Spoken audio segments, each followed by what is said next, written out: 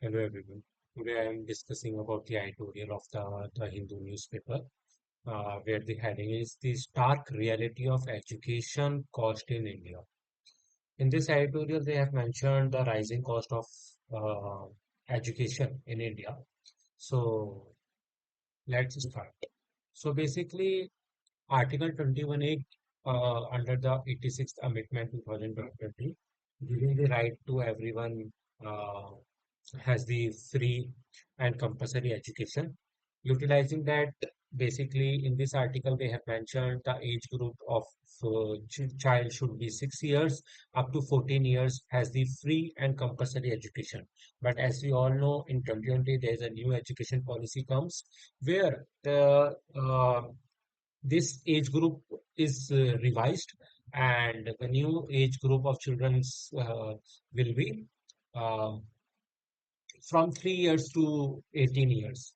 So government gives a right to have education to all the children from pre-primary to higher education to secondary education till up to 12th.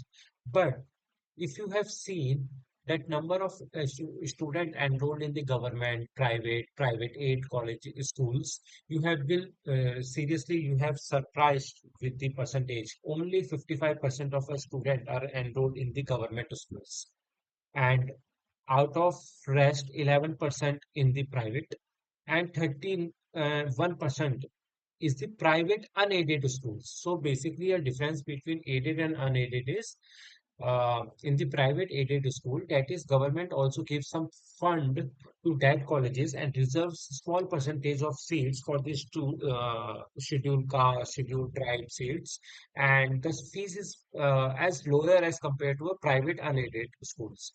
So in the rural area, they have clearly mentioned only 24%, around 24.3% students are in the private school. And in the urban area, see the number, bro. 51.4% are enrolled in the private school. That is a huge number. Out of 100 people, 51 are going in a private schools. And later we have discussed the fees of this private school. So on an average, in the urban areas, the price of a fee is going to 7,000 to 10,000 per month of classes, while in the rural area that is going to 823 rupees to 7,308 rupees. That is highly burden from the parents. So what the government is doing? So on this article, they have mentioned the whole percentage criteria wise what um, is the trend, how the government should tackle. So there's a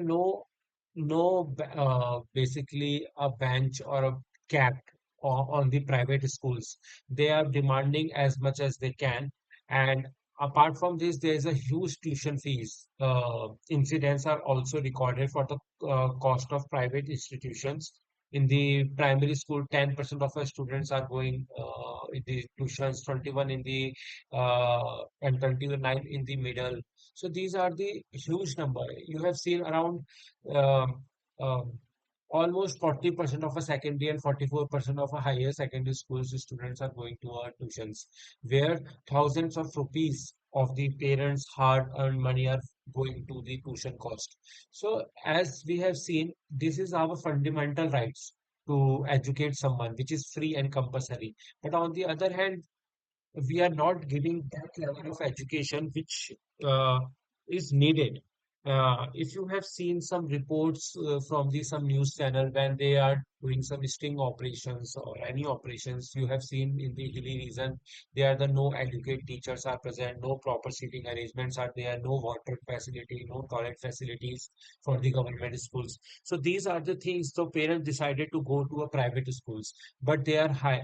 They are charging a uh, too much fees. So in this article, I recommend you so everyone can go through this article, which is a very short and crisp where you get all the complete figures. I have given a very short overview, which is I have aimed to complete in a 5 minutes.